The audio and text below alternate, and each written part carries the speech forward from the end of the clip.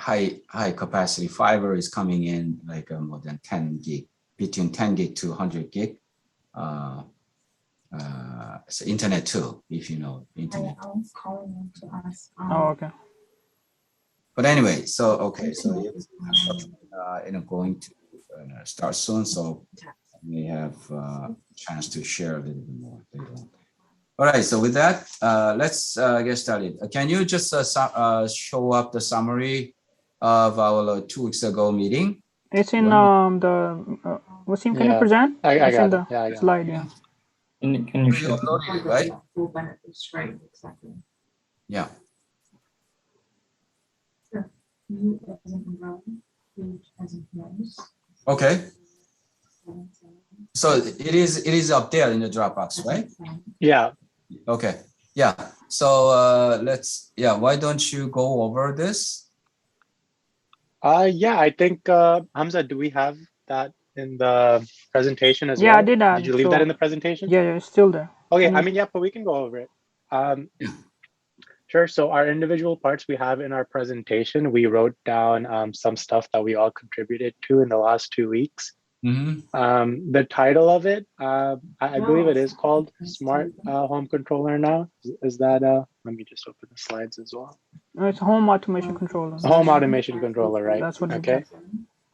The functional diagram, we revamped it a little, and then more importantly, you said you wanted to see us actually talk about the parts of the functional diagram, which have more information on now, and we can talk about more about our relays and our sensors and everything on our diagram. Okay. The Raspberry Pi, Hassan, do you want to talk about the Raspberry Pi part? That it's the real controlling part of the project. Okay. Just briefly. Okay. So as I said, like the professor says, like we need to use Raspberry Pi, our the central component. So this part is a little bit confusing between like us and professor, because the Raspberry Pi we can use just only for monitoring our device, how it is working. We can control our relays from the Raspberry Pi, and also we can control our relays through our computer. So in order to control our relays, we can use like both way. We can use Raspberry Pi, and we can also use our computer. So this is the best way we can use this. The Raspberry Pi is our not our like a central component, because because we are going to specially make our own IoT based PCB board, which has like built-in ESP32. So this ESP32 is integrated with our Raspberry Pi. Then with Raspberry Pi, we put there in touchscreen. From the touchscreen, we are monitoring our relays. We are giving the input, and we're giving the input, and then the output gonna be the output going to be transfer our PCB board, and our PCB board transfer the functionality like the relays, like for example, like lights, we can control lights, we can control fan, we can control ACs, and also we can control our the sensor. So yeah. Right, so I think you will show in your presentation this new functional diagram that could have rearranged all this. Yes, we rearrange the components. We arrange component because the thing is we need to show the importance our like own IoT based PCB board, you know. Okay. So yeah. Yeah. So besides that, the two-step large functional diagram, which we're gonna talk about in the presentation. Okay. This was part of the functional diagram, which we renamed. So we need to know what our relays are. I believe we have a better answer to provide today. The power supply has to go to Raspberry Pi as well. Yes, it does. The touchscreen. So yeah, we actually ordered a touchscreen for the Raspberry Pi, which we can also talk about. Simple to use and large font. Yeah, so I think this goes hand in hand with the touchscreen that we ordered and the size of the display. And then for this last point, the $500 budget. So I emailed Professor Boren. I don't know if you saw his reply. Yes, but I remember. Yep. yeah, but so after that, I followed up and I sent another letter, and he told me we need to redo that as well and attach our receipts. So we weren't really, since we didn't buy anything at the time of that, we didn't have any receipts. So this week we went and bought a majority of the things. We spent around $300 so far. So we have $300 worth of receipts. I'm still collecting receipts a little before I send that final letter to Professor Dorsenville, who it needs to go to for approval. And when that does happen, I'm gonna tag you on that email as well. Okay. Yeah. So they will reimburse up to 500. Yep. That's another problem. Well, I mean, we don't have approval yet. I think he can still say no. I don't think it's guaranteed. I think, but the rule is that if the professor approves, I think it shouldn't be a problem, I think. Yeah, I hope not either. Yeah, but anyway, so yeah, just go ahead and buy the stuff and submit together, all the receipt together, and then submit. Yep. Okay. Okay, we can go ahead with the presentation.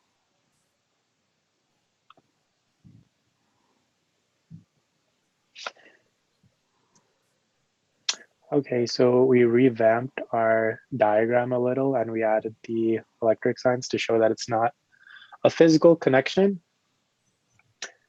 So starting on this side, or Hassan, do you want to explain this, or Hamza? Should I go ahead and explain it? Go ahead. Okay, sure. So I mean, a lot of things are still attached to our PCB board. The Raspberry Pi is a heavy component, but our sensors are attached to the PCB board. Our relays are going to be with the PCB board, the power supply, all of these things. And then they're sending with a physical connection to the ESP32 that is able to send some type of response either through Wi-Fi or Bluetooth. I think we're going to stick with Wi-Fi for now, but it's going to be able to send some type of response to our Home Assistant server, which can also send some type of response to our Raspberry Pi, which we're going to have with our Home Assistant in a web browser. And with MQTT, which is a protocol for the application and the mobile phone, this is kind of where our OLED display or our user interface is going to be on this end of it, because we have one OLED display and we also have a mobile device. So that's going to be kind of the user-facing side on this end, which is all connected through a more or less wireless process where something is sent through MQTT and the Raspberry Pi to intake the commands. Professor, so we're using MQTT because we mentioned to you like our IoT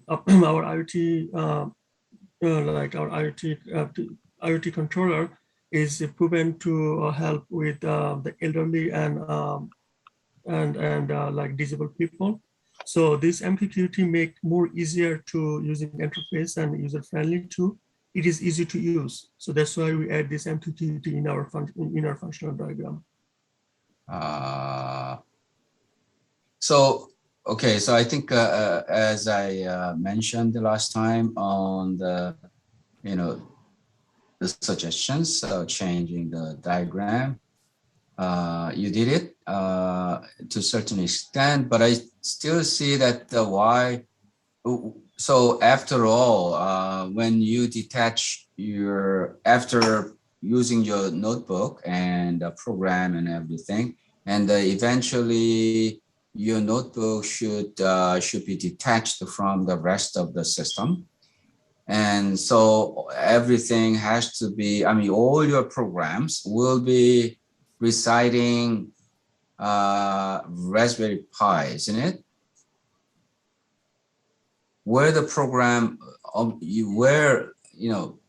let's say you make a system, and so there's different types of programs, right? Control and reading and writing, and reading and control, and reading the sensor inputs and writing into the actuators, and internally calculating what should be the actions and all that. So intelligence. So intelligence and the program will be residing in the Raspberry Pi, isn't it? Nowhere else. Well, yeah. In this case, we can use the ESP32 through our home assistant server.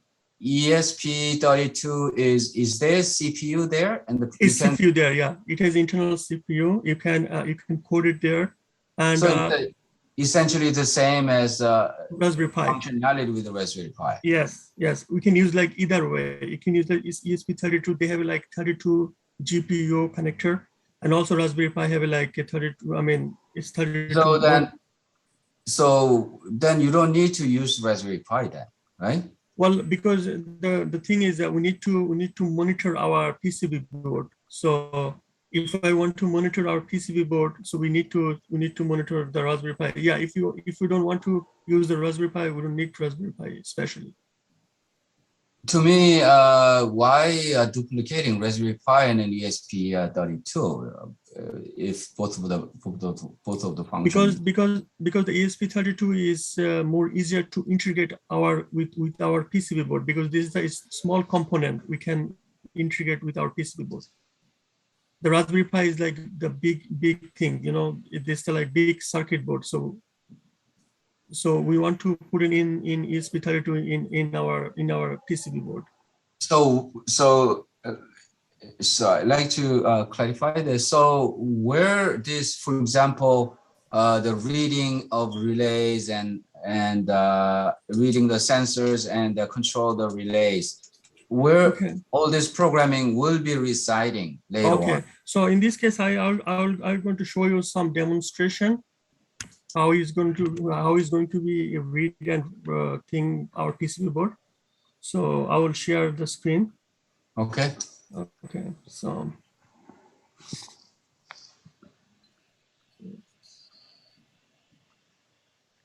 hold on.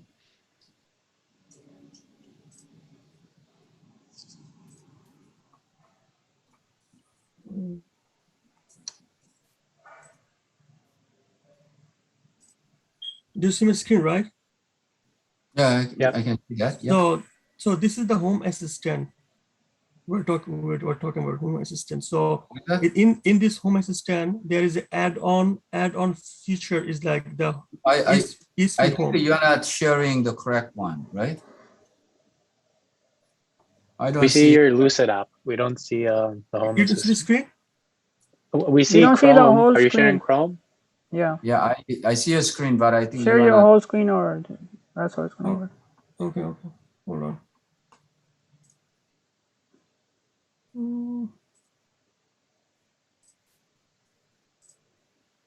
You can see me now? Yes. ESP home now. Yeah. Okay. So this platform is called the home assistant.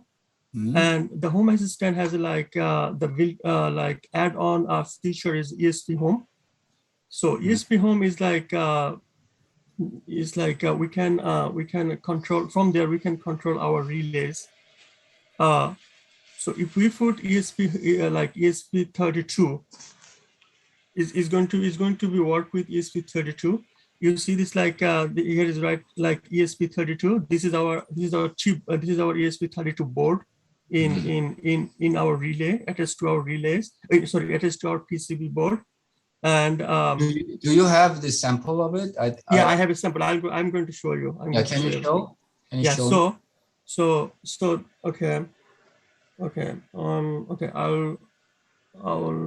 So the overview. Okay. You can show from your camera, right? Okay. So here you go. Do you see my camera, right? Yes. Let me use the. Okay. So I just make a demonstration how to ESP32 work on ESP home assistant.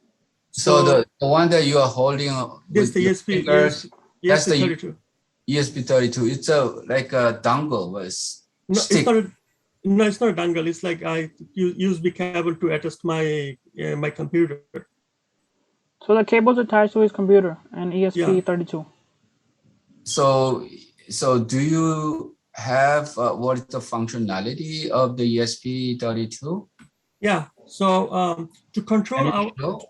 to control our to control this ESP32 board, we can go edit. So this is the this is the whole code there. We coded, and this is the code to our like how to control our relays, how to control our sensor and everything. So from there we can go. We can go to save it and install it in our ESP32 device, and it should be installed right now. Yeah, start to install.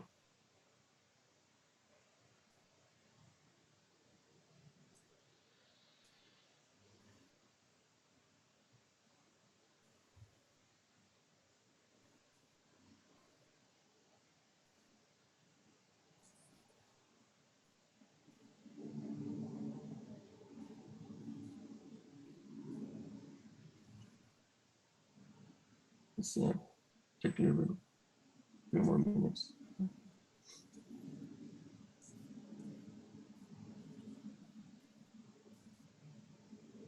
Yeah, so it started successfully. I stop it and I go to overview. Now how I control my executor and control my temperature in my room. It's going to show my temperature, temperature in my room.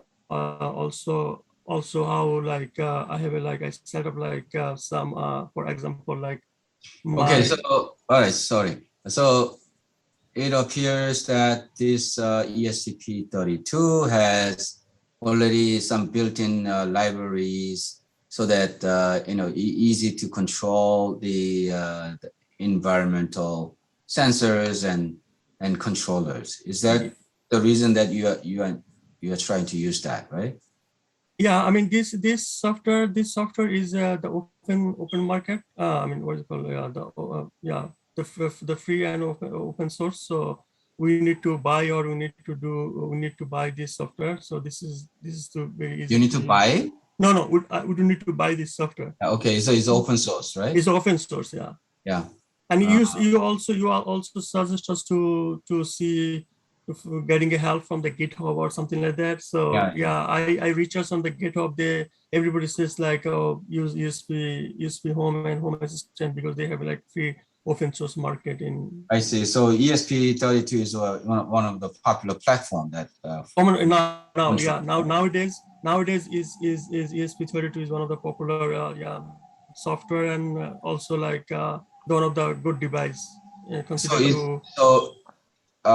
Is it a possibility? I mean, you already mentioned that then Raspberry Pi is for, so the ESP32 is kind of, to me, it seems to me that it has a very convenient, libraries and everything to control the accessories, right? The sensors and actuators. On the other hand, the general programming and web interfaces or Wi-Fi interface back to other internet and other or even your mobile user control systems that they are interact with a Raspberry Pi.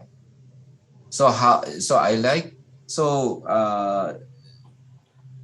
so from your earlier explanation, Raspberry Pi is just one of the function, but I think it's still, to me, this one is the Raspberry Pi is a CPU, and the one branch out of it is a ESP32. And the others, although you draw so large, but I think the others, it's in terms of functionalities, it is very small part to me, right? So there is no much effort to do the sensor modules and actuators, it's already there, unless you really implement the PID controllers and other things. Other than that, it's just read the current input and you just push out the data so that it opens up valve and something like that. So this ESP functionality is limited to control the environment. On the other hand, still to me, it's regular Linux operating system sitting there and the many sophisticated programs. So for example, if you are, I ask you to look at this intelligence, how to incorporate intelligence, that is the one thing that I ask you to do it. And where this intelligence, for example, if you want to put the, let's say OpenCV and visual recognition, and also AI functionality, then you need to have a TensorFlow that can be implemented with the Pi. So this functionality is as you know already, that the Raspberry Pi is a general computer.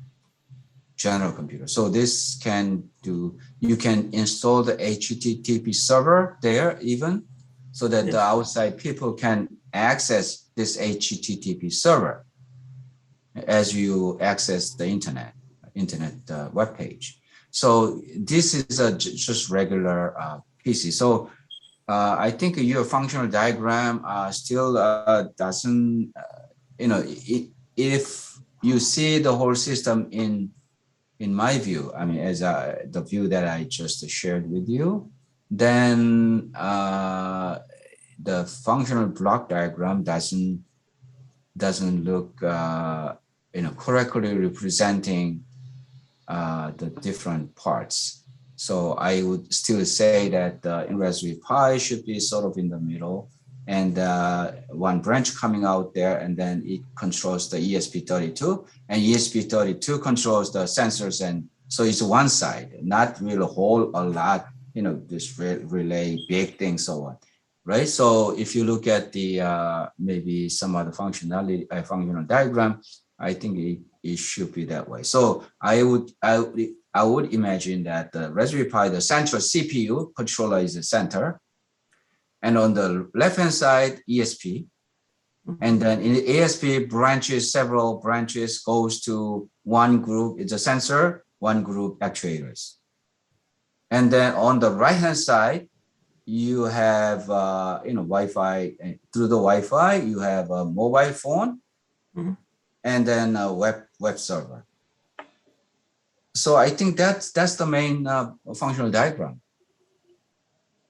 which is quite different from what you presented. Of course, I understand, but understanding is one thing, but the presentation is another.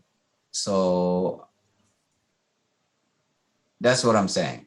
So where is the? So that's why I was asking where this intelligence is sitting later on. Where is the OpenCV is sitting? It's not going to be ESP32. And then also PCB is very in this view. PCB is just the hardware component. It's not. PCB couldn't be a big thing. PCB can be even hidden. You don't need to say anything on the PCB. That's a hardware part.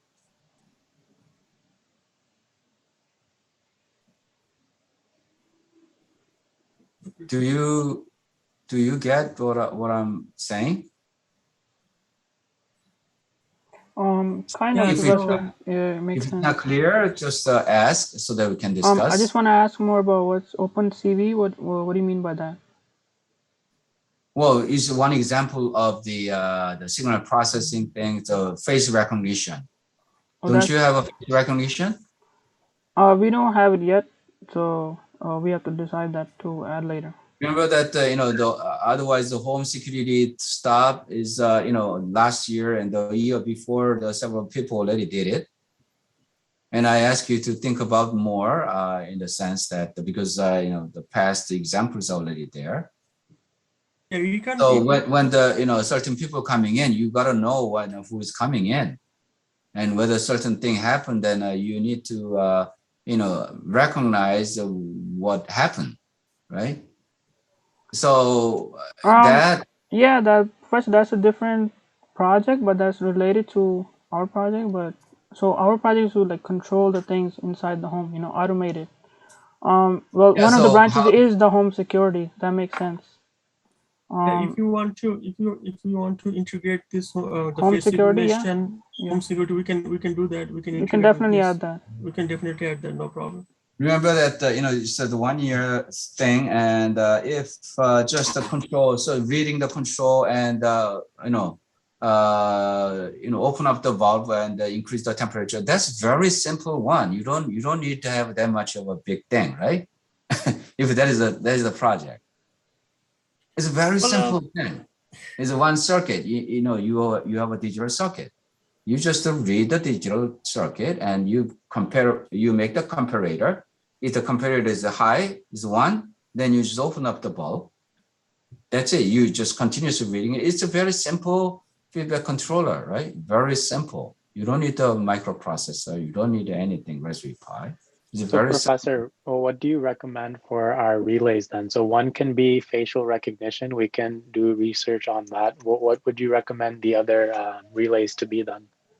Well, so because my memory span is short, so I think I might have mentioned already, but that's why I ask you, the students record what I said, and then you respond and how we For discussed, right? for the So, facial recognition, I think this is our first time discussing it. right? Okay, I then could be wrong. yeah, sorry that I could be wrong because Yeah, it's the first time you mentioned. So yeah. okay.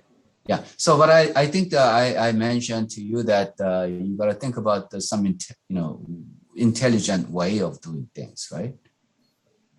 Yeah, so we can definitely take into account facial recognition, do more research on it. Is there any other kind of relay that you would like to see in this project that you Yeah. think is a good So, challenge? so I think,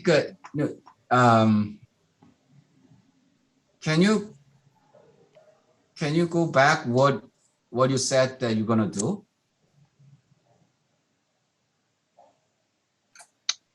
Yeah. Yeah. Okay. So let's get back because after month or so, somehow I couldn't really figure that out what was said and what's the goal, what is the scope. Sure, let me share my screen. So okay, so let me say this again. So you need to. I think I must have said that. What is the scenario? What is the overall scenario, right? Yeah, so I think, and guys, correct me if I'm wrong. So our overall plan is to design a home automation controller. There's a few different aspects to it. There's going to be an aspect on your mobile device where you have a user interface and you're able to see and give commands. There's an aspect where we have a PCB board that has sensors of different variety that are also connected to different relays that perform different tasks. And then there's an aspect where these are all then interconnected, where they're able to communicate with each other, and it's all an integrated system. So, uh, so that's the overall goal, right, everyone? Yeah, that Yeah. yeah. Yeah. Have you written it down? Yeah, we Yeah. have Yeah. like We for Professor already Bourne and everything, Professor we have Bourne like, paper. Yeah. yeah. Yeah. Okay. So also remember that I gave you this project description, the guideline, right? What is the Yeah. problem they're going to solve, what have been done and why this is important, what is the new innovations and all these things, right? Is there. Yeah. So okay, so but do you have a scenario instead of just making this functional things? Okay, the sensors and then come in and then come, you can control and all that, but do you have a certain scenario? Yeah, well, I mean, one need that we're directly trying to solve with this is energy efficiency, and then which will also cut down on cost. So I think scenarios, to give you in a simple sense, is like, yes, machines would turn on and off, but hopefully it would be more complicated than that or more complex than that. But that is a scenario where when things are not in use, they're automatically either turned off or something happens to them where energy is saved and the overall costs are cut. I think that's a very basic scenario, but that, like, we hope to have something more complicated, but that is definitely an aim of the project. Yeah. So at the moment, and just temperature going down, and then you sense it and turn on the heater, right? The humidity. I don't think it's that if- simple. Pressure is not Hamza that or Hassan, simple, can yeah. you speak more about that?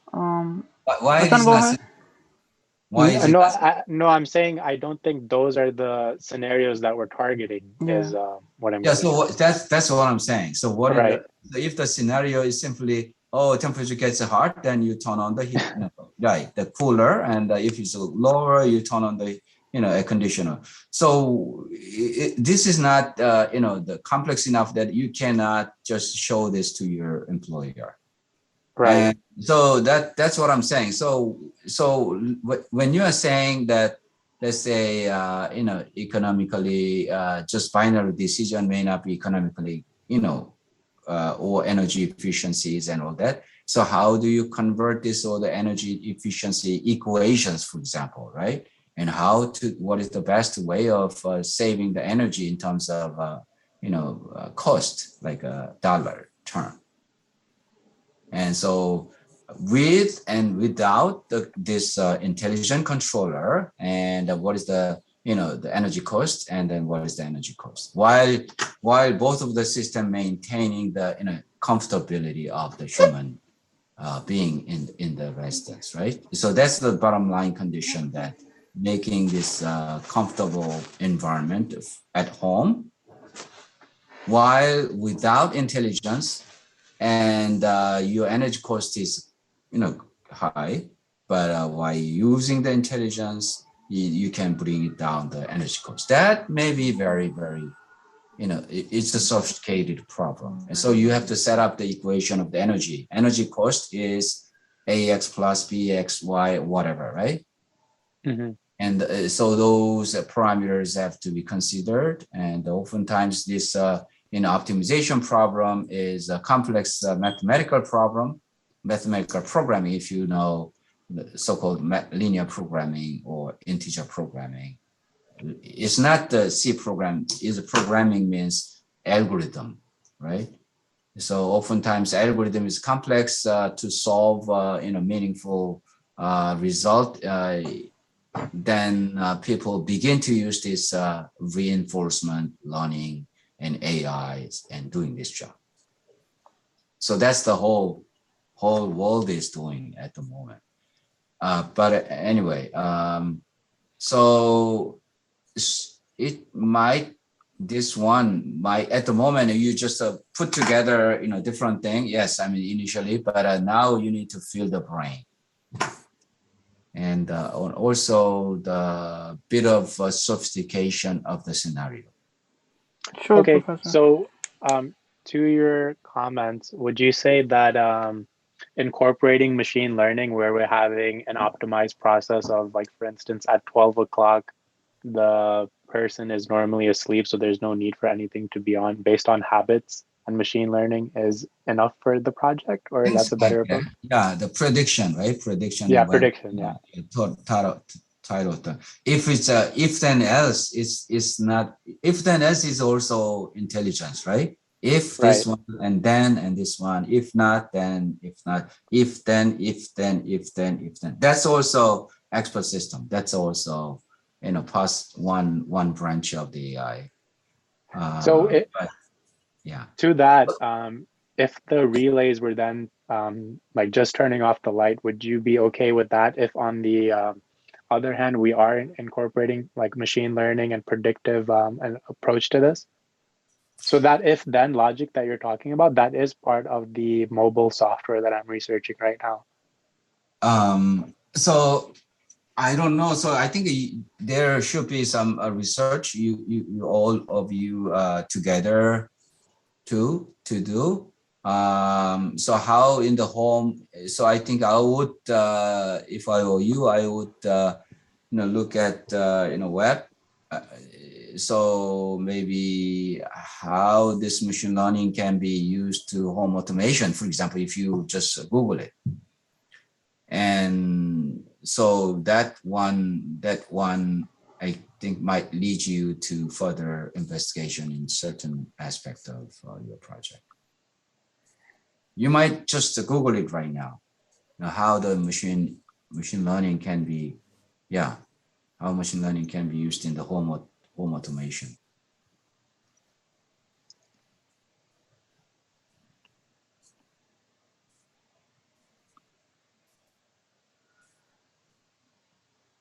So yeah, in connected homes, and so I think that I think you need to really do some research, not some research, it's A lot of research. a lot of research, and that's how you learn it, right? Otherwise, all of the things, of course, this hands-on thing is important, of course. Right. And, yeah, that's important component, as I mentioned, because it's also is educational in a component. Yeah, Professor, it will be hands-on because we already ordered the hardware, and Yeah. Ibrahim can show his circuit that we're gonna actually make. Ibrahim is actually gonna work on it. Yeah. So Ibrahim, can Yeah. you show us the circuit? Yeah, so what I'm saying is that's one component. That's one Hands-on, component, yeah. it's a good component, right? And And the other side is that you're like brainstorming of the how to incorporate the intelligence more smart. So it's not home automation, but it's a smart, right? Smart home, smart city, smart thing, right?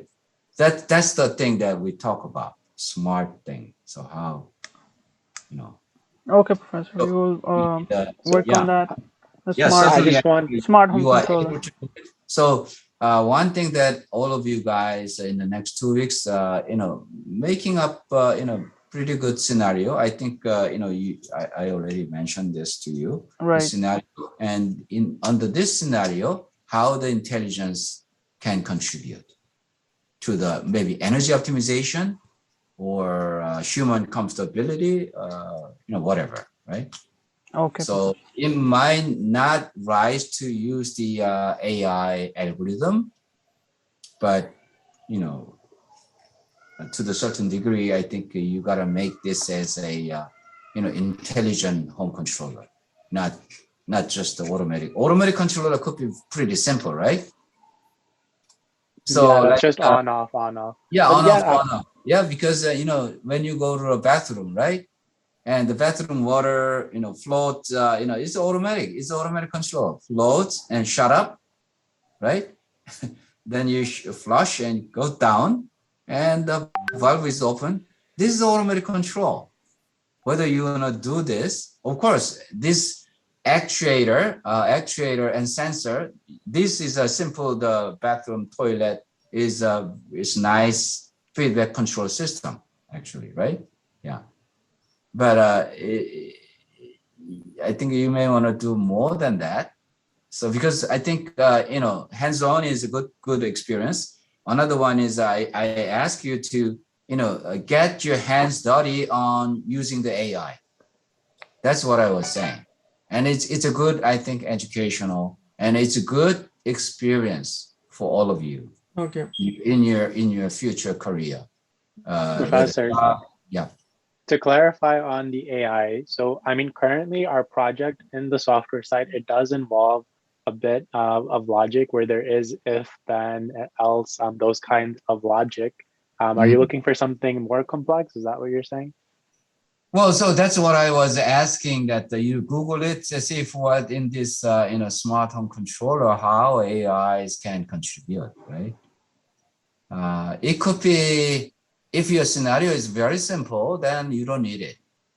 Yeah, you don't, it is not must to use it, but I think without having it, I think sophistication may not rise to the really, good presentable thing. Okay. But But again, I think, so you may want to look at it, see if whether you might have missed, this intelligent component. By Okay. introducing it, how you do it better, for example, right? So one of the things the AI can play very nicely is that oftentimes this, setting up the control equation, right, to control the mathematical equation complexity can be done, in a sense, easily using the AI. Basically, the pattern recognition is very strong, application of the AI, right? If value A, B, C, D, E, F have a certain thing, and do this, 2.5 and 3.5 and A, B, C, D, whatever the sensor input, A, B, C, D, E, F, for example. And A has a 0.5, B has 1.2, and so on. And this value, when this value happen and do this, then it's almost impossible for you to do, control program, right? Because there's so many if then else, and then you have to set up the values and all that. But if you train this thing, so if this the one that you do this, and if this the one you do that, then it's much more sophisticated control can be accomplished. Okay, that's very fair. Yeah, we have to do research on our scenarios and then trying to see how we can incorporate AI into those scenarios as well. Right. Okay. So as you just show Google result, and do several Google more Israel, and reading some articles, and if needed, you guys can have a Zoom study hour, right? 1 or 2 study hour, and then you discuss and whether you are on the same page in understanding. Because I'm saying again that together with the hands-on experience of the IoT devices, and AI hands-on is also very, very important experience for you. That's what I'm saying, and it's very helpful in your career. Okay, Got it. Okay, Professor, we will take that into consideration. Yeah. Yeah. Okay. I think we can. Yeah. Go ahead. I think we talked about this. Yeah. I need to know what our relays are. Okay. This is Ibrahim. Sure. So here, here I made the galvanic isolation schematic, and then you could see here that the J1 and pen 1 is positive. It is like a voltage, and here's the voltage divider, and just R1 and R2. So it just the current flows here. So and then we have here a diode. So it goes the current here, and it comes to the optocoupler. So you can see here, and then this is a light, and this is green. So it goes back to the pen 2, which is minus. And this is, as I said, like it's galvanic isolation. So here, this is the sorry, the Ibrahim. So can you explain what is this for? Galvanic. Oh, this is for our it's just for our circuit. So it's the first experiment. What is this circuit for? This is the circuit for our this is the PCB board. This is but what is the function of this board? You're right. I mean, here in J1 we're gonna be adding the ESP32. J1. Yeah, J1, here. J1 is the input from outside. Yeah. Mm-hmm. So where this J1 is coming from? It's a pen. Yeah, pin. So what type of signal is coming in? By the way, so what is EL? This component, the photo looks like a photocoupler. Yeah, this is one TAG. This is a photocoupler U1. You're talking about the U1? Yes, U1. Yeah, this is a optocoupler. So Mm, why so- you need the optocoupler? What do you want to do? Because I don't know. Because this is a very detailed. The slide. So I have it, I just did it on the breadboard so you could see more clearly. Can Mhm. Yeah, but Go ahead, Hassan. what? okay, so what is this for? so This is a piece of the PCB board. yeah. Yeah, I okay. mean PC board fine, but what is this function for? Yeah, so he's used this autocoupler because the autocoupler is like What is that? the Optocoupler. autocoupler. This autocoupler. Autocoupler. Yeah. Autocoupler. Yeah. So What is this for? This for especially use in PCB board because this autocoupler divided PCB board in two parts. So if one part is like is going bad of the PCB board, the other part is still going to work. So that's why he use autocoupler in the PCB board. I don't get it. I don't get it.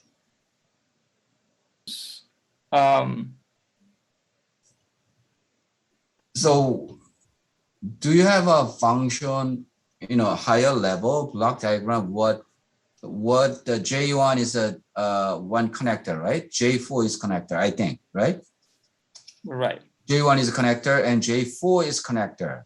So what type of signal is coming in to J1 and what type of signal is coming out of J4? What is the J4 for? What is the output of the J4 going to be used in your application? So what types of signal is coming into the J1?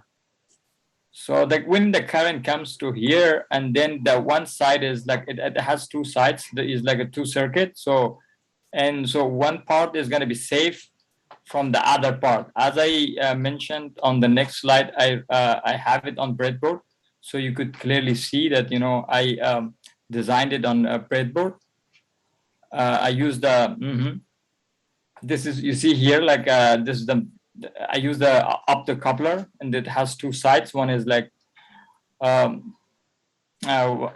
says like 32 volts. It's basically the input, and the other side is a different circuit, and the function is we are going to build first on the breadboard, and then we are going to later on PCB board. Yeah, I see that part, but what is this for? Still, I don't know. So and we're gonna be adding the ESP32 on this board.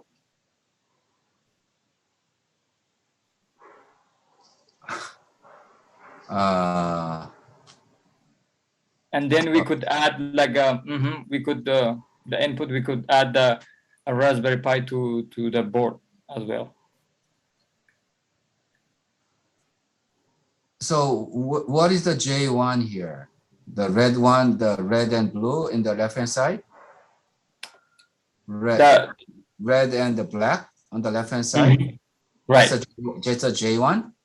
Right.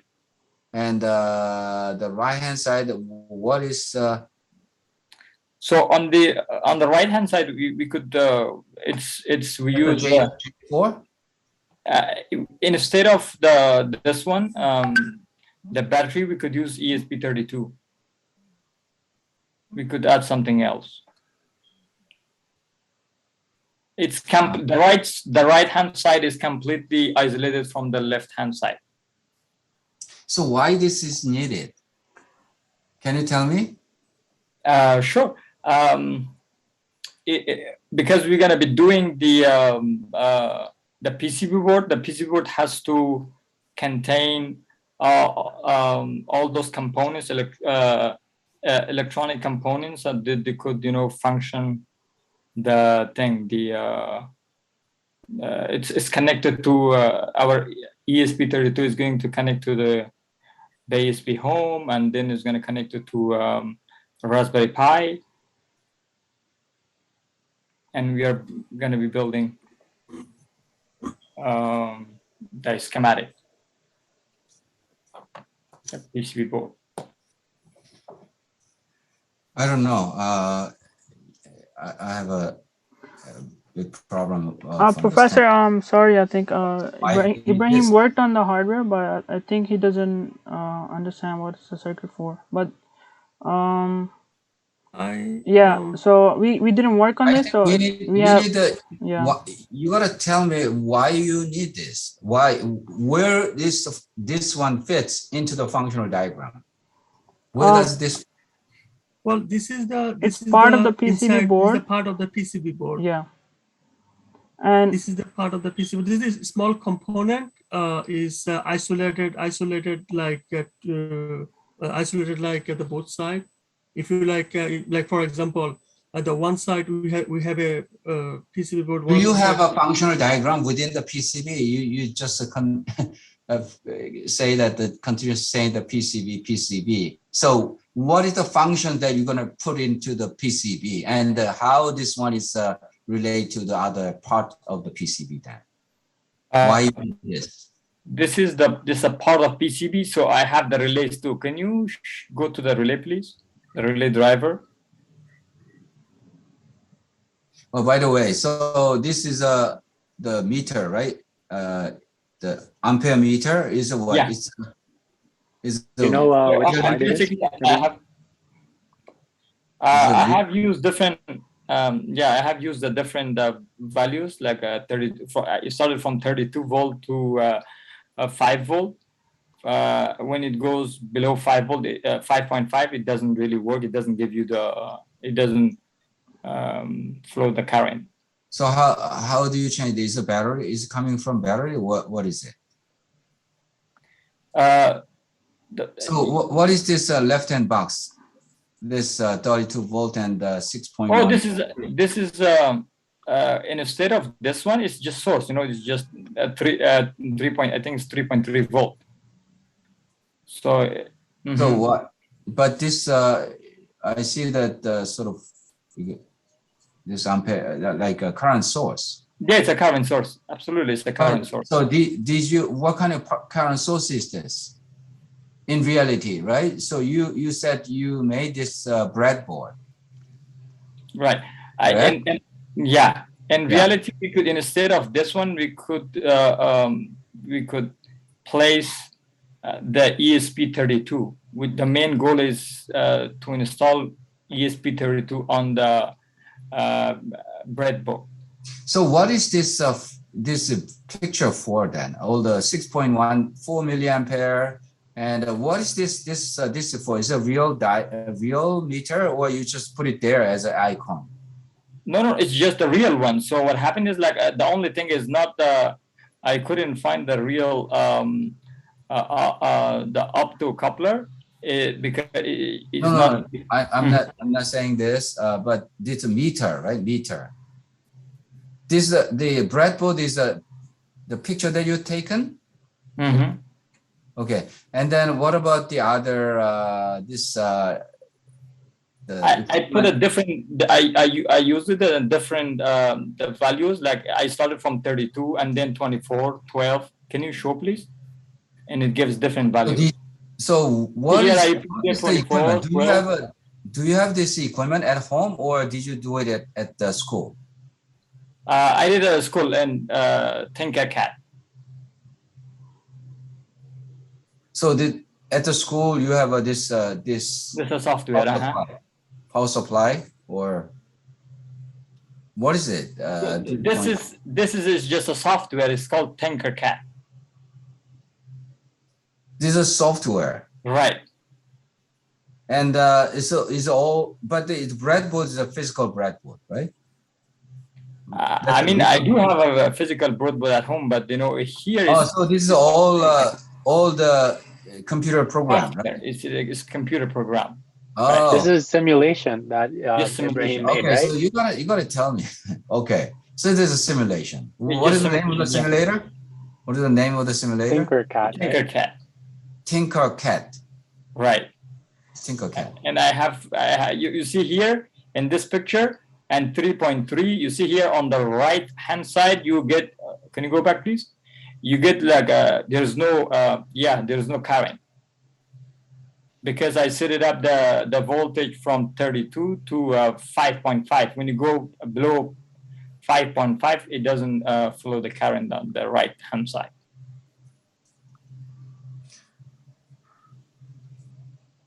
Okay. Mm. So, whatever. I still don't know why you do this. So, I don't know. Ibrahim, am I correct to say this is a simulation of the PCB board that you're trying to show here for the current? Right. Yep, absolutely Okay. right. So this is the PCB board that you And so, I mean, in PCB, first we have to do it on the PCB board, and then later on we could go on the PCB board. Because first we have to simulate it, and then we're gonna design it on the PCB board. yeah, I mean that's understandable. But so what do you design? That is my question. Why is this design is done? What is it for? That's my question. this part is for specifically for ESP32. Is this Why ESP32 needs these circuits? I'm not quite, I mean, like in order to run the ESP32, we have to have some like resistors, diodes, you know, photocoupler. And I just saw on thing, you know, just GitHub. And okay, so okay. Go back to the block diagram, the function block diagram. Yeah, here. So the ESP32 is the board. Right here, And then ESP32, I think you need to show that maybe this is a J1 and that this PCB is a J, I don't know. I mean, so the connector is going there, and this PCB and has a multiple, you know, outputs, right? The relay, many, right? In not one line, I guess, multiple lines coming out from there. And so what is the circuit? You first need to design the PCB circuit, not just part of it. I mean, at least the functions, right?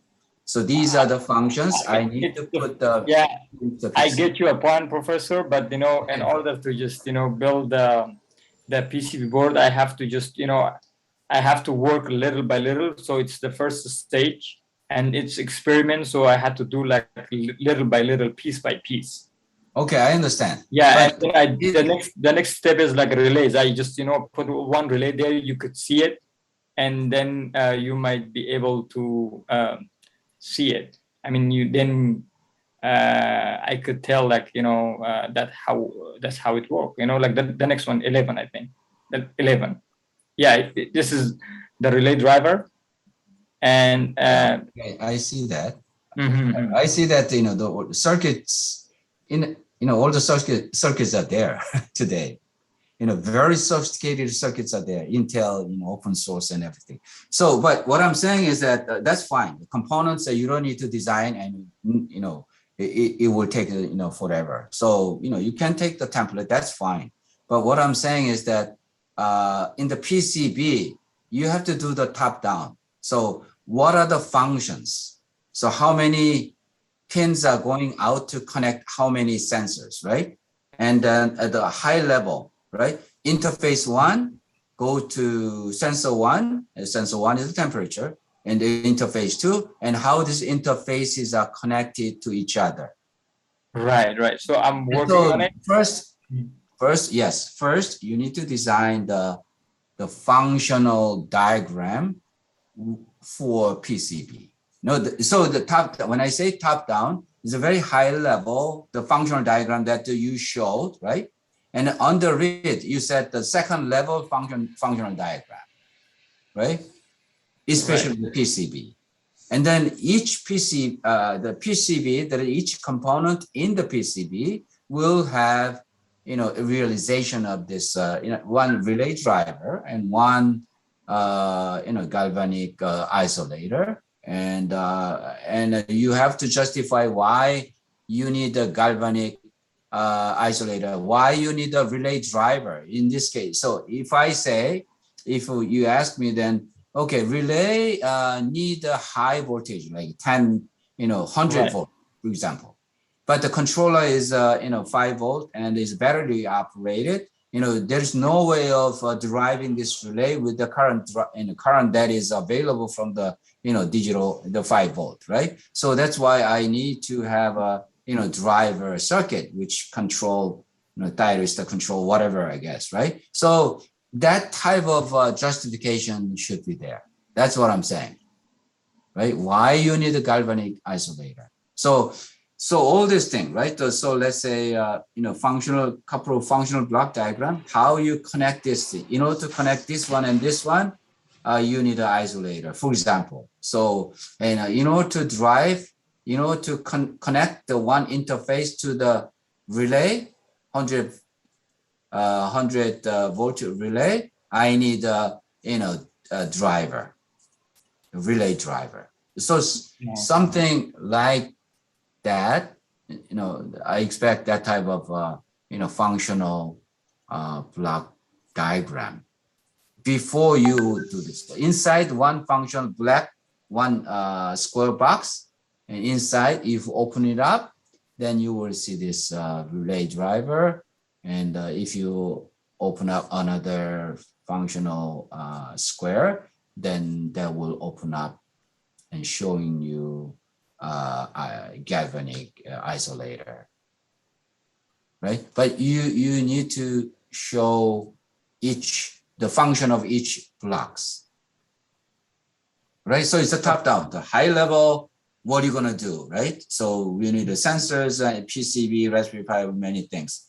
And under it, for each functional block, how it is gonna be designed. Okay. But this one, yeah. But I think you are doing the bottom up. So let me first do this. Let me first test this, and then you try to integrate together later. But I think I like you to plan, high level first. What are the sure. functions, right? Okay, meaning like we're gonna be doing like first the whole schematic of our project. Right. The PCB is not maybe detailed schematic may take more time, but at least some block, right? This block connects sensor to whatever, and and then individual. So where this driver sitting, where is the isolator sitting, where is another function, Professor, right? So a question on that. Do you think it's wrong then for us to design like part by part? Because I think Ibrahim's idea was just to show kind of how he's approaching it, and that this is one aspect of it where the ESP32 is going to kind of look like. So do you think you're asking for like the entire PCB board to be shown first or like thought out? Is that more or less what you're getting at?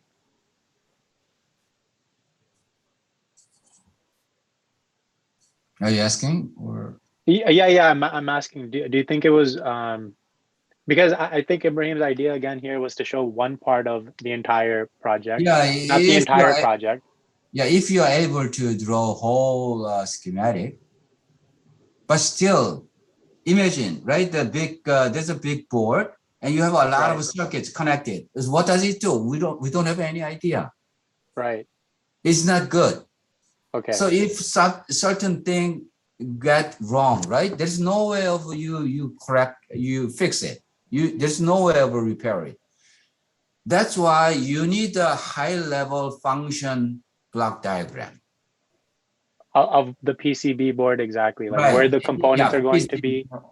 Right, PCB board itself, right? Okay. Yeah. And also, I think I like you to again rearrange the high level block diagram, right? Yes. Yeah, I have those notes. Yeah. So and then each functional diagram there, especially in the ESP, and I like to see the functional diagram inside of the ESP. You just download it. You don't need to draw yourself. I think it did a bunch of others, right? show the functional block diagram, and PCB show the functional diagram. Okay. Okay, Professor. That's okay. Yeah, We'll that's elaborate about, more on the PCB, the function diagram. Okay. yes, because you make the big deal out of this PCB. So, and then also you may need to show, it's just for the presentation. You may want to explain, oh, I use this Tinkercad, you said? Yeah, right? Tinkercad and Okay, and Tinker, it yeah, says a smart CAD, right? Tinker and is also smart CAD. EDA. Mhm. Yeah, smart CAD or Tinkercad. I use this Tinkercad, and I like to design, first logical design simulation, and then so you may want to just shut down show your presentation in such a way that the people can understand, right? Yeah. Okay. Ibrahim, is there? Yeah, Professor, go on. Yeah, go ahead. So, Is that any questions, Ibrahim? Like anything we want to discuss further about that, the PCB board? No. Ibrahim needs to work a little bit more. Yeah, I mean, we definitely need to do more research on it. I just wanted to make sure we're clear for the next time we come back that we have our task, that we understand. No further questions on that? okay, at the moment, is Ibrahim and Hams are you working? Both of you are working on this, or? I was not working on this, but Ibrahim was working on it. Okay. On the hardware. I will take more part into the hardware from now, I think. Yeah. No, I'm not asking you to involve, but I think I'm just asking who are at the moment. Remember that only Ibrahim is at the moment was doing hardware. So, Professor, what happened is, like, I don't have the electrical components because we had to get it first. Yeah. So it's just simulation on the softwares, and I have used two software like Tinkercad and Easy EDA. The other one, the relay driver, I have used Easy EDA, and this one is like on Tinkercad. So it's just as you said, it's the experiment. I'm just using as the first step. So, and then as you said, like, it's gonna go to a higher level. So I like that, but this one is just something like we need to know more about this kind of softwares and how it works and how it simulates. Oh, so is this the first time for you to use this Tinkercad? Yes. Mm-hmm. I see.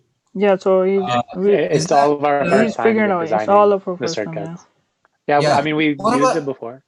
Yeah, I think there is what is it called? Lab, the circuit diagram and function testing software. SimLab, something like that. No, certain lab, right? Some. MATLAB? The one we use at CCNY? What are you talking about? Not MATLAB. Not MATLAB. Like, I think it's SimLab or something, Professor. No. I think that's what you're Multisim? the one where you design the circuits, Multisim. Right? Multisim. Isn't it LabVIEW? LabVIEW is doing it? No. Yeah, the multisim. That sounds familiar. Yeah, the multisim still using our CCNY. Multisim, right? Yeah, multisim. Or LabVIEW. LabVIEw is also doing that. Yeah, we have a lab view too. Yeah, the lab view is especially for like the viewing the like how to current a flow, how to voltage, input and output. This is the lab. So this Tinkercad is widely used by the people, because I don't know. Yeah, it's a part of AutoCAD, so it has a good features. I mean, it's easy to operate on this software. So hopefully that is a useful one in the future as well. So anyway, so again, so Ibrahim, you understand what I asked you, right? The high level functional diagram and the whole right, and then break down each component, right? Okay. Yeah, but and also order the but at the moment, do you know all the components that you're gonna need? Yes. Okay. I mean, all the photocoupler registers and everything, right? So right. then I guess, why don't you order now? Oh, we did order, Professor. We ordered a lot. already ordered. Are you already ordered? Yeah. Right. Can I share my it screen is if you don't mind? You want to share? Okay. I'll just share. It is. It's like a 2 to 3 week delivery time because I Oh, don't I know why. see. Yeah, I see. but I mean, we did order it. We have those receipts. I see. I see. Good, good. All right. Go ahead.